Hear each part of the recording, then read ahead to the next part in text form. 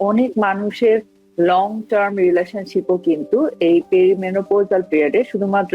যে সিমটমস এবং hormonal change গুলোর ভিতর দিয়ে তিনি যান, বিশেষভাবে সেক্সুয়াল লাইফের যদি কোনো চেঞ্জ আসে সেটা কিন্তু অনেক সময় রিলেশনশিপকে থ্রেটেন করে দেয়। এক ধরনের গিল্টে চলে যান, তারা মনে করেন যে এটি তাদের একটি ডিসঅ্যাবিলিটির মতোই, যেখানে সে হয়তোবা তার রেগুলার যে সেক্সুয়াল ডিজায়ার সেটি হারিয়ে ফেলছে। যখন হরমোনটা কমে যায় তখন ওই এপিথেলিয়াম লেয়ার গুলি সরু মানে পাতলা হতে থাকে এবং তাদের যে সিক্রেশনটা, যে ফ্লুইডটা সিক্রেশন করছে সেটার পরিমাণও কমে আসে এবং তার জন্যই মেইনলি এই সমস্যাটা হয়, তার জন্যই এই ড্রাইনেসটা হচ্ছে, তার জন্যই এই সমস্যাটা হচ্ছে বা পেইনফুল, তাদের রিলেশনশিপটা পেইনফুল হচ্ছে। পেরিমেনোপজাল পিরিয়ডে যে হরমোনাল চেঞ্জ আসতে থাকে, এটি থেকে অনেক ওমেনরাই কিন্তু আসলে খুব বেশি একটি এক ধরনের গিল্টে চলে যান, তারা মনে করেন যে এটি তাদের একটি ডিসঅ্যাবিলিটির মতোই, যেখানে সে হয়তোবা তার রেগুলার যে সেক্সুয়াল ডিজায়ার সেটি হারিয়ে ফেলছেন। এবং আমি দেখেছি যে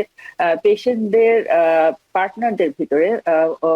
ওমেনদের পার্টনারদের ভিতরেও কিন্তু এক ধরনের কমপ্লেক্স গ্রো করে অনেকের ক্ষেত্রে, এবং সেখান থেকে পার্টনারের উচিত আসলে যে তার সহযাত্রীর সাথে কোঅপারেটিভ হয়ে একসাথে বসে ডিসকাস করা, দরকার হলে ডাক্তারের কাছে গিয়ে তার ওপিনিয়নটি নেওয়া, সাজেশন গুলো নেয়, এবং তারা কি ধরনের কমপ্লিকেশন ফেস করছেন এবং কি করে সেটা সলভ করতে পারেন সেই বিষয়ে কিন্তু আসলে আমরা জানি যে সব ধরনের হেল্পের ব্যবস্থাই আছে এখানে। তো এই বিষয়গুলো ওপেনলি ডিসকাস করা এবং স্পেশালিস্টের সাহায্য নেওয়া কিন্তু একটা মানুষের পুরা লাইফ চেঞ্জিং সিচুয়েশনকে প্রতিহত করতে পারে। আপনি ঠিক যেমনটি করে বললেন যে অনেক মানুষের লং টার্ম রিলেশনশিপও কিন্তু এই পেরিমেনোপজাল পিরিয়ডে শুধুমাত্র যে সিমটমস এবং হরমোনাল চেঞ্জ গুলোর ভিতর দিয়ে তিনি যান, বিশেষভাবে সেক্সুয়াল লাইফের যদি কোনো চেঞ্জ আসে সেটা কিন্তু অনেক সময় রিলেশনশিপকে থ্রেটেন করে দেয়। তো আপনার বিশেষজ্ঞ চিকিৎসক আপনি হিসাবে আপনার সাজেশন গুলো আপনি যদি একটু বলেন, এবং আমি আপনাকে বলবো যে যতটা সম্ভব আপনি সহজ করে বিস্তারিত ভাবে আপনি আলোচনা করেন, যেন পেশেন্ট এবং পেশেন্ট আসলে আমার বলা ঠিক হচ্ছে না, আমি বলবো যে পেরিমেনোপজাল পিরিয়ডের আমাদের যেসব মহিলারা আছেন তিনি এবং তার পার্টনার উভয় ক্ষেত্রে যেন তারা বুঝতে পারে যে আসলে এটি খুব সেন্সিটিভ, এবং কি করে পার্টনার তার পাশে দাঁড়াতে পারে, তাকে সাপোর্ট করতে পারে, এবং এটি আসলে কিন্তু খুব সহজেই তারা সেটেলমেন্টে যেতে পারে। এটি খুব বড় কোনো একটি সমস্যা না, এটি কোনো ডিসএবিলিটি নয়। ধন্যবাদ আপনাকে সুন্দর করে গুছিয়ে বলার জন্য। এটা এটা আমাদের মানে একেবারে লাইফের সাথে জড়িয়ে আছে। এটা একটা পর্যায়। আমরা অনেক সময় দেখি এই সময়টাতে এসে যে শারীরিক যে সমস্যার যে এটা বললেন আপনি, এটা খুবই আমরা আমরা এটা খুব কমনলি এটা দেখতে পাই। এবং এই সময়ে যে রিলেশনশিপ প্রবলেমটা সেটা লং, আপনি যেটা বললেন যে অনেক লং টার্ম রিলেশনশিপ থাকার পরেও এই সময়টা এসে একটা সমস্যা দেখা দেয়। তো এটা তো আসলে কারোর দোষ না, এটা দোষের মধ্যে পড়ে না, দোষ বা গুণের মধ্যে পড়ছে না, এটা একটা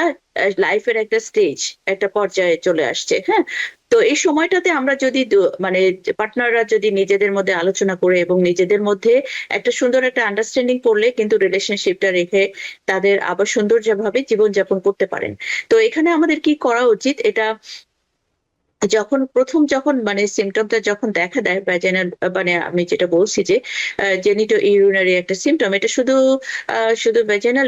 ড্রাইনেস না, এটা ইউরিনারি, যেটা ইউরিনের যেটা সমস্যা ওটাও কিন্তু হয়। কারণ হচ্ছে যে হরমোনটা, আমি যদি একটু বোঝার জন্য বলছি, এই আমি একটু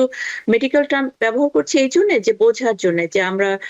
মানে আমরা বুঝতে পারবো যে এটা আসলে ন্যাচারাল একটা প্রসেস। সো এই ন্যাচারাল প্রসেসটাকে আমরা কিভাবে অ্যাডাপ্ট করতে পারি আমাদের জীবনের সঙ্গে, সেটার জন্য আমি একটু জাস্ট মেডিকেল টার্ম ইউজ করছি। এটা হচ্ছে যে হরমোন যে আমাদের বডি যে রেগুলেশনটা করছে, এখানে আমাদের যে শরীরে যে এপিথেলিয়াম, আমরা ওই যে একটু আগে বললাম এই যে লেয়ার থাকে,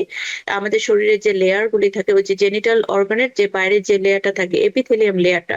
ওই লেয়ার থেকে যে অনেক সিক্রেশন হয়, যে যে মানে ফ্লুইড গুলি যেটা আমাদের শরীরের বিভিন্ন অঙ্গ প্রত্যঙ্গ গুলোকে সফট রাখে, ময়েশ্চার রাখে, এবং যে সিক্রেশন গুলি হচ্ছে, এবং সেই সিক্রেশন গুলি কিন্তু রেগুলেট করছে হরমোন। তো যখন হরমোনটা কমে যায় তখন ওই এপিথেলিয়াম লেয়ার গুলি সরু মানে পাতলা হতে থাকে এবং তাদের যে সিক্রেশনটা যে ফ্লুইডটা সিক্রেশন করছে সেটার পরিমাণও কমে আসে এবং তার জন্যই মেইনলি এই সমস্যাটা হয়, তার জন্যই এই ড্রাইনেসটা হচ্ছে, তার জন্যই এই সমস্যাটা হচ্ছে বা পেইনফুল, তাদের রিলেশনশিপটা পেইনফুল হচ্ছে, যেটাকে আমরা বলি ডিসপেরোনিয়া মেডিকেল টার্মে। তারপর যখন ইউরিনারি একটা সমস্যা কিন্তু একই কারণে হচ্ছে, সেটা হচ্ছে যে ওই যে এপিথেলিয়াম যে লেয়ারটা থাকে ওই লেয়ারটা থিন একদম পাতলা হয়ে যাওয়ার জন্য এবং সিক্রেশনটা কমে যাওয়ার জন্য। তো এই সময় আমাদের নিজেদের অনেক ধরনের যে কোনো সমস্যার একটা সমাধান অবশ্যই আছে, কোনো সমস্যায় কিন্তু একেবারেই মানে সমস্যা না, সেখানে সমাধানও রয়েছে, কিন্তু তার জন্য আমাদের সেই সমাধানের জন্য একটু আমাদেরকে এগিয়ে আসতে হবে। তো এখানে যখন কোনো মানে প্রথমে যিনি বুঝবেন যে তার এই সমস্যাটা হচ্ছে, বিশেষ করে আমি প্রথমেই বলবো যে মেয়েদের পক্ষ থেকে যখন আপনারা বুঝতে পারবেন যে আপনার এই সমস্যাটা হচ্ছে, এটা কিন্তু খুব সহজেই বোঝা যায়, তখন আপনি এটা এইটা এখানে মানে এই প্রবলেমটা সলভ করার অনেক রকমের পদ্ধতি রয়েছে। আমি অতটা ডিটেলস যাচ্ছি না, আপনারা জানেন কিভাবে সেটা করা যায় রেগুলার ভাবে, কিন্তু ডাক্তারি পর্যায়ে এখানে যদি আপনি আপনার গাইনোকোলজিস্ট বা প্রাইমারি কেয়ার ডক্টরের সাথে যদি আপনি যোগাযোগ করেন, অনেক সময় এখানে লোকাল যে হরমোন যেটা আছে, ক্রিম আছে,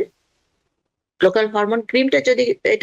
এটাও অল্প সময়ের জন্য, পুরো লাইফ লং এটা ব্যবহার করা যায় না। তো আপনি সেই ক্রিমটা যেটা এমনি রেগুলার যে পদ্ধতিগুলি আছে মানে একটা ময়েশ্চার রাখার জন্য, যেমন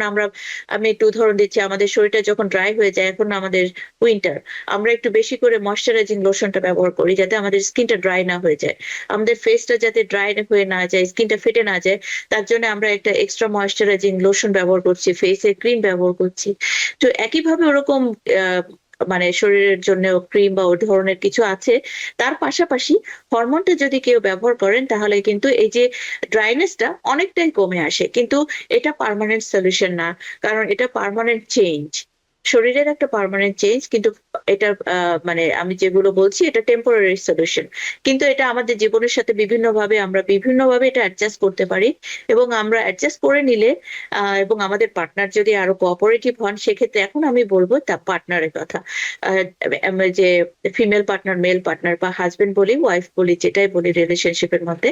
হাজবেন্ডকে তাকে অবশ্যই বুঝতে হবে এই সময়টা এবং তাকে অবশ্যই সহানুভূতিশীল হতে হবে এবং তার সাথে তার পার্টনার বা ফিমেল পার্টনার যিনি আছেন, ওয়াইফ ফিমেল পার্টনার, তার সাথে অবশ্যই তার সাথে কোঅপারেটিভ হতে হবে এবং আপনারা যখন কোনো দুইটা মানুষ পাশাপাশি মানে মেন্টাল আন্ডারস্ট্যান্ডিং থাকে, কোঅপারেটিভ থাকে, তখন কিন্তু অনেক সমস্যার সমাধান হয়ে যায়। শুধু ওষুধ দিয়েই কিন্তু সমস্যার সমাধান সম্ভব হয় না সবসময়। তো আমি বলবো মেডিকেল ম্যানেজমেন্টের পাশাপাশি মেন্টাল অ্যাডজাস্টমেন্টটা অত্যন্ত এবং সহানুভূতিশীল হওয়াটা অত্যন্ত জরুরি এবং বোঝাটা একে অপরের সঙ্গে একটা বুঝে নেওয়া, এটা যখন আমাদের হয় এটা কিন্তু 50% মানে সমস্যার সমাধান হয়ে যায়, বাকিটা কিন্তু নিজেদের পক্ষে অবশ্যই সমাধান করা সম্ভব, কারণ এটা হচ্ছে আমাদের ন্যাচারাল প্রসেস,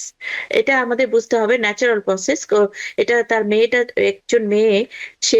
সেই ন্যাচারাল প্রসেসের মধ্যে দিয়ে যাচ্ছে, তার মানে এই না এটা তাকে গিল্ট ফিল করতে হবে। একটা হচ্ছে মেয়েদের জন্য আমাদের গিল্ট ফিল করার কিছুই নাই, একটা কথা। আরেকটা হচ্ছে যে ছেলেদেরও বোঝার উপায় নাই যে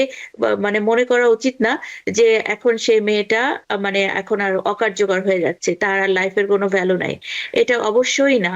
প্রত্যেকটা লাইফেরই ভ্যালু আছে এবং আমরা যদি একজন আরেকজনকে সেই ভ্যালুটা আমরা বুঝতে পারি, বেশিরভাগ সম্পর্ক 50%-এরও বেশি এখানে সমাধান হয়ে যায়। তারপরেও আমি আবার ডক্টর হিসেবে বলবো আমাদের যে